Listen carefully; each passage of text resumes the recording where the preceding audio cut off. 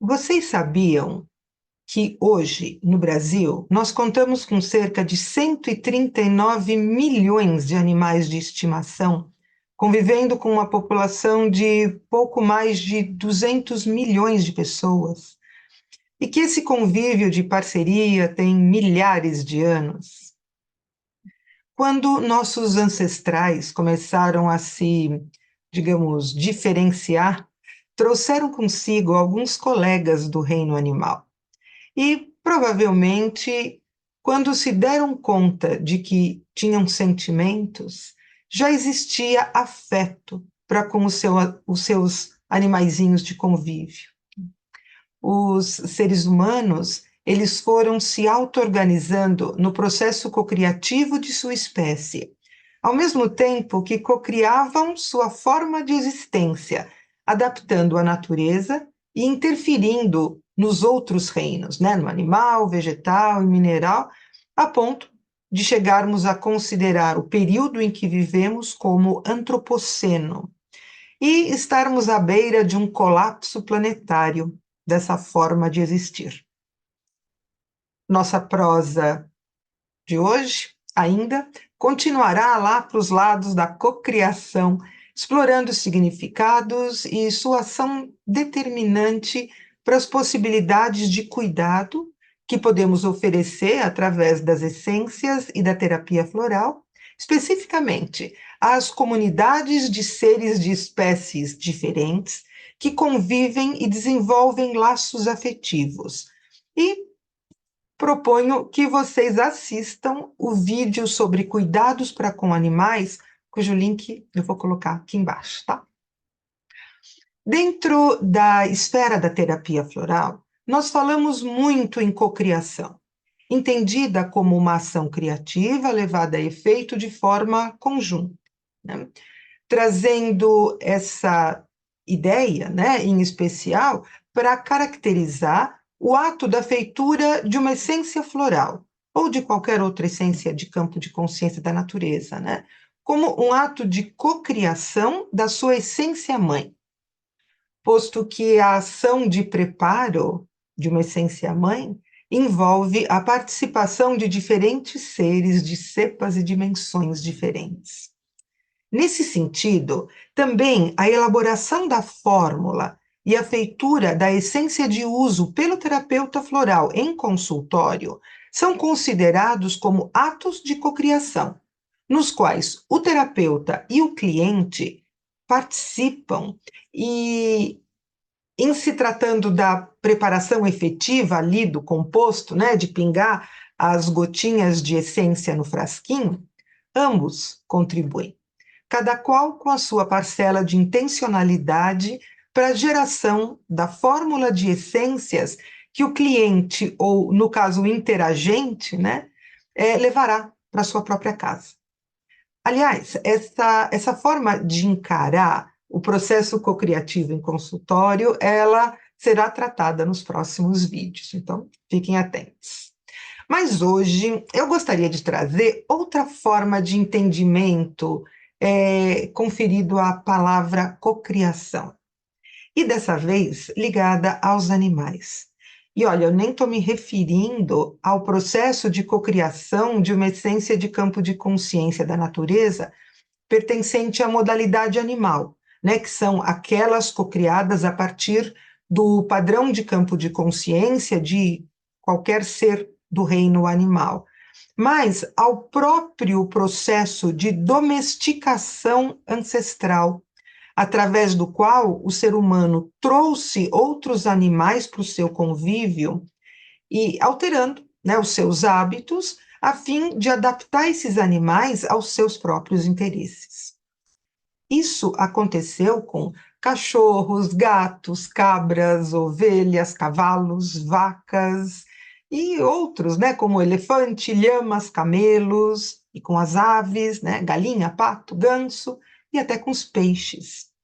Esses seres todos foram sendo selecionados, formatados ou cocriados mesmo, né, para serem animais domésticos de criação ou de trabalho, sendo adaptados ou moldados, né, às necessidades de conveniências humanas, a fim de servirem de companhia, de guarda, de tração, montaria ou até de alimento, né?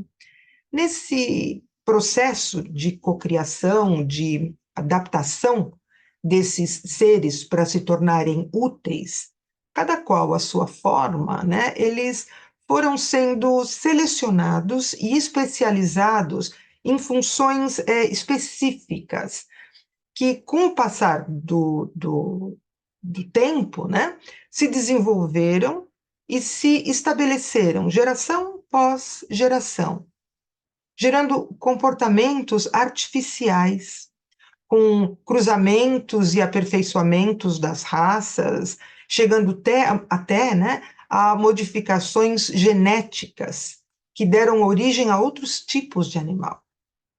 No século passado, né, nós tivemos um aumento de animais no ambiente urbano, em geral, aqueles que pudessem ocupar os quintais, né?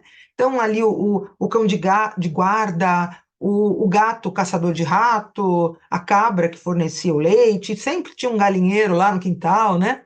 E, por vezes, os cavalos para montaria e tração. Com o maior desenvolvimento urbano e a diminuição do espaço das residências, a tendência foi a permanência dos animais de guarda e os de estimação. E aí, com o passar dos anos, né, e com a verticalização dos imóveis e quintais menores, né, ainda, nós vimos os animais de estimação ganhando cada vez mais espaço dentro das casas e das vidas das pessoas, né, chegando ao ponto de se tornarem tão especiais que receberam o status de filhos nas últimas décadas, e já nesse século, né? Isso abriu um mercado milionário de produtos e serviços para atender os chamados pets, né? Hoje, pelo menos aqui no Brasil, a palavra pet foi generalizada, né? Mas, na sua origem, ela estava ligada aos serviços que apenas a classe social mais abastada podia pagar. Então, como o mercado se mostrava muito promissor, os produtos e serviços eles foram estendidos às outras classes sociais com preços mais baixos, né? E muita propaganda. E assim, socializando, né, a palavra pet. Se os nossos ancestrais moldaram os animais às necessidades ou desejos humanos, hoje é o mercado e o marketing que tem moldado o consumidor humano a pai de pet, né, a mãe de pet, e incentivado a humanização dos animais de estimação. Até que ponto isso é saudável? O que é uma família multiespécie? Qual o papel das essências nesse mercado pet, suas distorções e potencial? Eu sou Kátia Pereira, co-criadora do sistema IVC Florais Menterra, atuo na diretoria executiva da SP Flor e da Abracampo, sou professora de terapia floral há 28 anos e procuro fazer a minha parte em benefício da natureza dentro do movimento pelo planeta. E, voltando ao nosso recorte, né, geralmente nas grandes cidades, onde se vê mais adesão ao fenômeno pet, nós percebemos, especialmente depois da pandemia, né, do coronavírus, o aumento da valorização e das menções a um novo tipo de família, a multiespécie. Nessa semana, nós fizemos uma postagem no Instagram, no @sistemaivc, sobre família multiespécie. Aliás, vale a pena conhecer o nosso Instagram, tá? Ele traz, né, muito conteúdo, assim como esse canal aqui do YouTube. Então, ó, bora se inscrever nos dois, no Instagram e no YouTube, curtir aquilo que gostar, encaminhar para os interessados e ajudar a gente, né, na divulgação. Combinado? Bom, Esse texto do Instagram, ele coloca que a família multiespécie, ela compreende diferentes espécies de seres agregados sobre um mesmo espaço e unidos por laços de afetuosidade. E que essa é uma nova forma de abordar a realidade vivenciada pelos membros integrantes e afetivos de um tipo de coletivo cujo lugar na sociedade e os direitos possam ser encarados, reconhecidos e assegurados, inclusive legalmente. Isso significa que o conceito de família multiespécie, ele não envolve apenas a convivência agregada em comunidade, né, de seres de espécies diferentes. Nesse caso, humanos e os outros animais, né?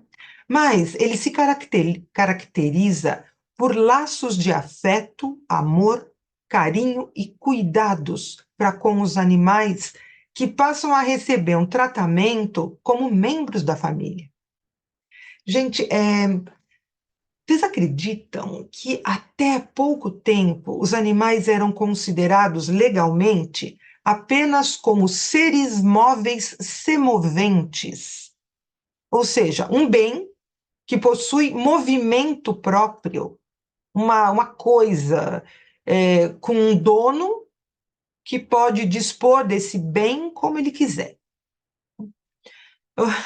Um novo olhar, né, sobre as relações entre humanos e seus pets, ele surge a partir de um maior entendimento sobre a complexidade desses animais, o que traz discussões sobre os seus direitos e lugar social. Afinal, né, eles usam roupinha, sapatinho, têm plano de saúde, passam parte do dia na creche, ficam em hotéis especializados, têm festa de aniversário em buffet, né? Perfeitamente humanizados. Parece que essa classificação ainda não mudou, mas uma nova, né? Que considera o bem-estar dos animais e a sua natureza como especial, ela já está em tramitação no Congresso, considerando os animais de estimação como seres sencientes, dotados de sensibilidade, sentimentos e necessidades biopsicológicas, né?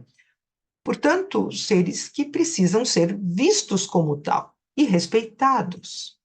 Na, da mesma forma, nós temos um projeto de lei para regulamentar a família multiespécie, que prevê uma série de direitos para os pets, né? Então, eles passariam a ser membros integrantes e afetivos da família, considerados filhos por afinidade, e ficariam sujeitos ao poder familiar. Bom, a parte dessas questões, né, legislativas, jurídicas, e toda uma gama de incentivo à permanência por parte, né, dos interesses econômicos do setor pet, né? Fato é que a família multiespécie, ela se impõe como realidade, como uma dinâmica de interação entre os membros, né? E uma dinâmica bem peculiar, né? E atualizada para as novas características desse momento. Contudo, laços de afeto, né, entre animais e pessoas sempre existiram, né? Os nossos animais de estimação, que atualmente convivem dentro de casa, eles tiveram os seus comportamentos originais modificados lá e seus hábitos adaptados ao convívio ou interesses humanos, né? Como eu falei lá no começo. Isso ocorre há milênios, né? E está tão enraizado que os próprios instintos animais são colocados em xeque e se perdem tanto nos animais, né? Assim como se perderam já para nós, seres humanos.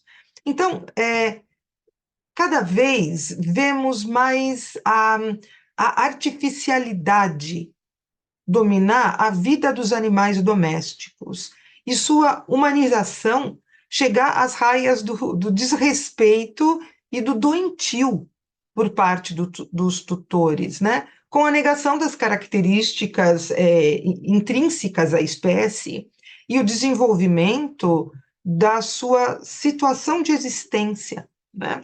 Que levaram ou levam, né, o animal a reagir muitas vezes de formas indesejadas ou inconvenientes, se não insuportáveis, colocando a sua integridade física, se não sua própria vida em risco. E aqui trazemos todo o potencial benéfico que as essências e a terapia floral estendida, né, e direcionada, no caso, né, ao tratamento da família multiespécie.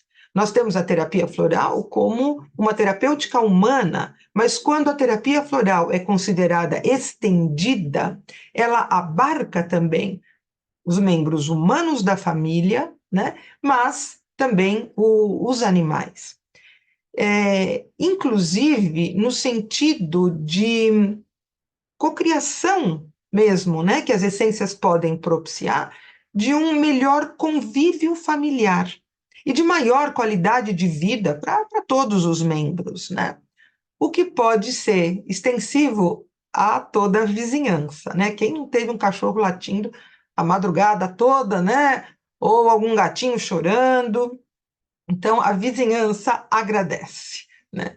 Bom, essa terapêutica mais especializada, né? Voltada aos cuidados com seres de diferentes espécies, né? Que convivem cotidianamente na complexidade das suas histórias de vida e suas interações, né? A partir das suas idiosincrasias, né? Das suas formas muito próprias de dar respostas e submetidos ao mesmo ambiente, é uma prática que requer a capacidade ou a capacitação terapêutica para ter um olhar integral, que abarque o todo, né? Visando estrategicamente o alinhamento e a integração harmonizada do conjunto.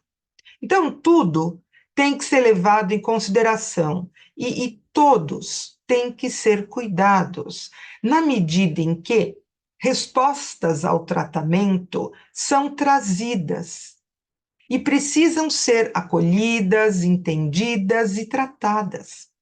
Não é algo tão simples como chegar no balcão do pet shop e pedir lá para o balconista um floralzinho para a ansiedade do seu pet, né? Sabe-se lá o que tem ali dentro, né, para começar. Bom, mas isso é assunto para um outro momento. Vamos voltar. A, a, a abordagem das questões comunitárias do sistema familiar, ela pode revelar padrões comportamentais dos seus membros que são a fonte dos problemas, dos conflitos e até do adoecimento coletivo, né? Essas interferências no sistema, elas podem ter origem tanto nos familiares humanos como nos animais, né?